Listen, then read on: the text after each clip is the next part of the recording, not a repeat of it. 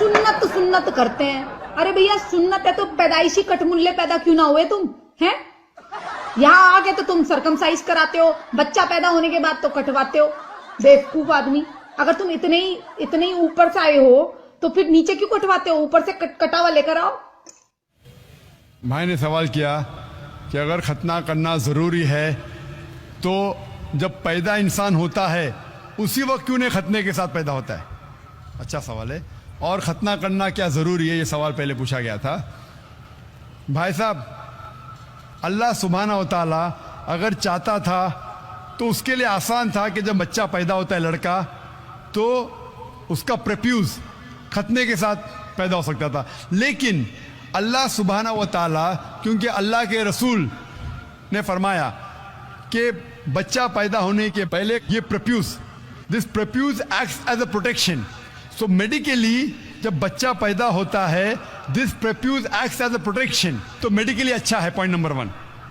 लेकिन पैदा होने के बाद इस प्रेप्यूज को काटना, खतना करने के कई फायदे हैं। और इससे ये पता चलता है जब एक लड़का या आदमी की खतना होती है उसके बहुत कम चांसेस है to have cancer of the penis. Penis के कैंसर होने के चांसेस बहुत कम हैं। आज की साइंस ये कहती है कि अगर खतना नहीं होगा तो कई बीमारियां पीनस की हो सकती है। They can be inflammation of the पीनस, कई बीमारियां हो सकती है। और आज साइंस ये भी कहती है कि जिस इंसान की बचपन में खतना होती है उसको एड्स के चांसेस कम हैं। लेकिन अल्लाह सुब्हाना व तआला ने क्यों इंसान को जब पैदा हुआ लड़का तो खतने के साथ क्यों ने पैदा किया?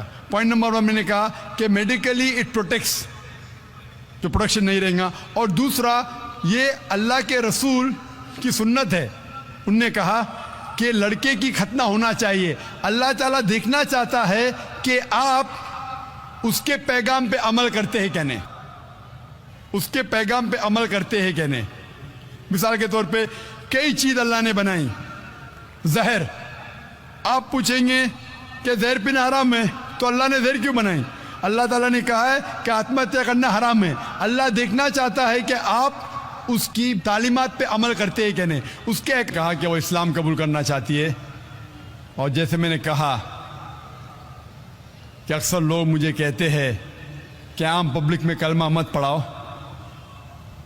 ये मेरी ख्वाहिश नहीं है। पुलिस ऑफिसर ने कहा, पॉलिटिशियन ने कहा कि बड़ा मजमा है, लाखों की तादाद है, अगर नहीं पढ़ाएंगे तो बेहतर है। लेकिन इस देश, हिंदुस्तान का कॉन्स्टिट्यूशन है कि इस देश का हर नागरिक, एवरी सिटीजन ऑफ इंडिया, उसको हक है कि वो कोई भी धर्म का पालन करे और उसको इजाजत है कोई भी धर्म का पालन करे और उसका प्रचार करे। Every citizen of India has the right to preach, practice and propagate the religion. Islam में लेकिन किसी पे जबरदस्ती नहीं की जा सकती। इस्लाम में किसी को जबरदस्ती से इस्लाम कबूल करना हराम है। इस्लाम में भी हराम है। कुरान में लिखा है सूरह बकरा सूरह नंबर 2 आयत नंबर 256 में, ला इकराह फिद्दीन, कि इस्लाम के दीन में कोई जबरदस्ती नहीं। तो जबरदस्ती करना हराम है इस्लाम में। मैं आपसे पूछना चाहता हूँ बहन, क्या आप अपने दिल से इस्लाम कबूल करना चाहती है? या आप पर किसी ने जबरदस्ती किया? नहीं। आप पे कोई जोर लगा रहा है? नहीं। ताकत का जोर या माली जोर?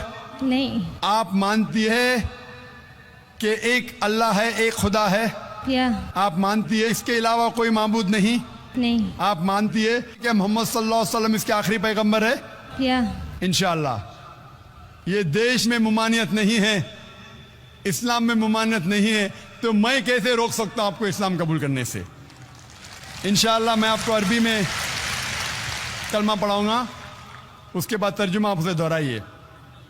अशहदु अशहदु अल्लाह अन्ना इलाहा इलाहा इल्लल्लाह इल्लल्लाह व अशहदु व अशहदु अन्ना अन्ना मुहम्मदन मुहम्मदन अब्दुहु अब्दुहु व रसूलुहु।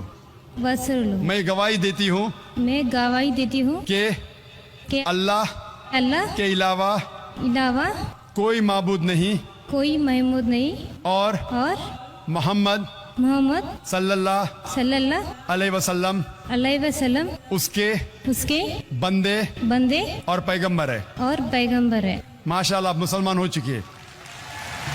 अल्लाह आपको जज़ाए खैर दे और अल्लाह आपकी जिद्दोजहद को कबूल फरमाए। और मैं दुआ करता हूँ कि आपको इस दुनिया और आखिरत में इसका अजर दे। और मैं सारे लोग, जैसे कहा मैंने कि हम मुसलमानों का फ़र्ज़ है कि अगर कोई गैर मुस्लिम इस्लाम कबूल करता है, हमें उसका साथ देना चाहिए, उसकी जो भी मुश्किलात है उसे दूर करना चाहिए। और जब भी कोई गैर मुस्लिम बनता है, उसके सारे गुनाह माफ़ हो जाते हैं। अल्लाह के रसूल की हदीस है, जैसा कि गोया एक नया इंसान जन्म ले रहा है। मैं भी आपसे दुआ करता हूँ कि आप जो गैर मुसलमान इस्लाम कबूल कर रहे हैं, आप हमारे लिए भी दुआ कीजिए। माइक नंबर 2 से भाई का सवाल। भाई का सवाल है कि खुदा एक है तो आदमी इतने फ़िरक़ों में क्यों बटा है? इंसानियत में इतने मज़ाहिब क्यों हैं? कुरान मजीद में लिखा है सूरह अल इमरान में सूरह नंबर 3 आयत नंबर 19 में, इन्ना दीन इंदल्लाहिल इस्लाम, सिर्फ वही मज़हब है, एक ही दीन है जो अल्लाह के नज़दीक सही दीन है, वो है इस्लाम। वो अमन हासिल करना अपनी ख्वाहिश के साथ अल्लाह की तालीमात के मुताबिक।